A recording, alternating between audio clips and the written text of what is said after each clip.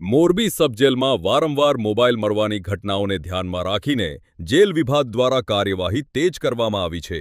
આ મામલે તપાસ અને જરૂરી પગલાં અંગે માહિતી મેળવવા માટે જેલ આઈજી ગિરીશ પંડ્યા મોરબી પહોંચ્યા હતા. Jail IG Girish Pandya Morbi subjail ખાતે પહોંચીને જેલની સુરક્ષા વ્યવસ્થાની સમીક્ષા કરી હતી. ખાસ કરીને છેલ્લા કેટલાક સમયથી સબજેલમાંથી મોબાઈલ અને અન્ય સામગ્રી મળવાની ઘટનાઓ સામે આવતા જેલ તંત્ર સક્રિય બન્યું છે.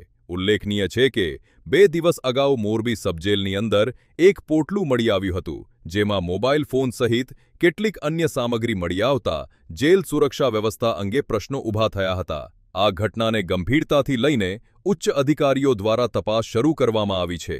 જેલ આઈજીની મુલાકાત દરમિયાન મોરબી જિલ્લા પોલીસ વડા એસપી, ડીવાયએસપી, પીઆઈ સહિતનો પોલીસ સ્ટાફ પણ હાજર રહ્યો હતો. અધિકારીઓ દ્વારા સમગ્ર મામલે માહિતી મેળવી આગળની કાર્યવાહી અંગે ચર્ચા કરવામાં આવી હોવાનું જાણવા મળે છે.